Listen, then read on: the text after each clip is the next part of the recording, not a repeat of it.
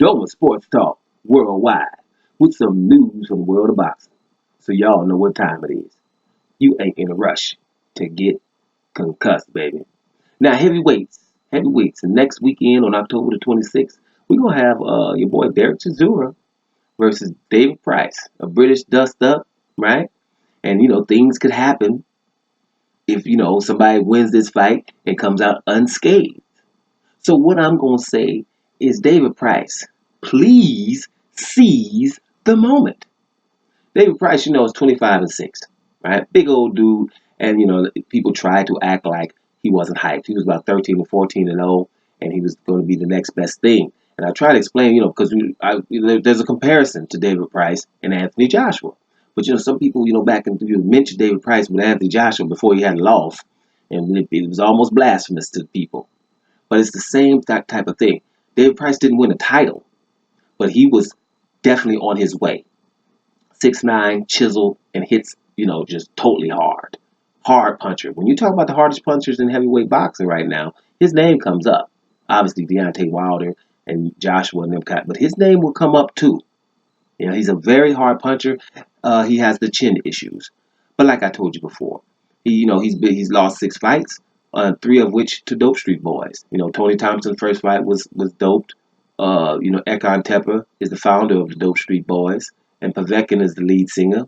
Sometimes too. He lost to them 3. Now I don't like his loss to Kuzman lately because Kuzman we saw, even though he was undefeated, we saw Michael Hunter just beat him. So you should have been able to be on that level. Most of David Price's wins, I don't know what would be David Price's signature win, but I do know there's some separation from domestic level when you're talking David Price. The Sam Sextons and McDermotts of the world, Audrey Harrelson, Matt Skelton, those kind of guys, he's beat all of those, right? Those domestic levels, because one of them, I think it was McDermott, gave Tyson Fury all he can handle twice, especially the first fight. Some people say Tyson Fury arguably has a loss on his record. Well, David Price beat those guys, but when you step it up, it's not happening. So I would like him to seize the moment. I'm gonna be honest with you. I'm going for David Price against Derek Chisora, which I'd never liked Chisora ever, but I'm starting to like him a little bit because he's starting to be a little bit more diligent and working hard later part of his career. And because I roll with David Haye, I think David Haye got something to do with it. It's just that discipline and the evading punches a little bit more than Derek Chisora is accustomed to doing, right? In the age of people dying in boxing, get your defense on.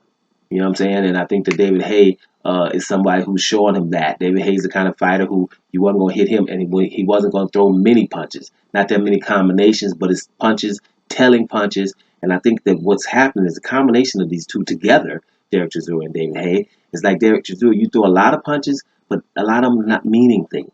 Let's get them to be a little bit more meaningful, that at the end of the fight you still have some stamina there. As opposed to David Haye, because David Haye can gas out because he's throwing hard, meaningful punches against bigger guys.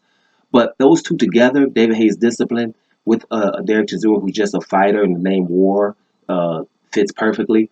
It's a good combination now. Chisora has been looking pretty good of late. Let's be real. For Chisora, how Chisora can look. But lately he's been looking pretty good since he's got with him. But it would be good to see David Price come out of here because he has all the ingredients to be motivated as hell. Everyone is talking about, hey, well, check this out. If Derek Chisora wins and he comes out unscathed, then he can fight Joseph Parker on the undercard of Anthony Joshua, Andy Ruiz Jr. rematch, in Dubai, right? That's what everybody's talking about. No one's even really thinking that David Price can win this fight because of his chin issues. They forget that he can hit. So he's an underdog here, and he's never really had that fight. And if he can seize the moment and, just totally, because everybody's counting him out. No one's really thinking of the scenario of David Price versus Joseph Parker in Saudi Arabia. But if David Price, just think about it, guys, if you can close your eyes, because I know we can't really think about it. You think Chisora is going to win. But if David Price beats Derek Chisora, he's the man for a minute. That fight with Joseph Parker's big on that undercard because it's gonna make some noise, especially if you mess around and stop and come out of that fight unscathed against Derek Chisora and be ready to fight on December the 7th. David Price will be looking good. It's gonna be hard to do. You think you're gonna go 12 rounds without that chin coming up?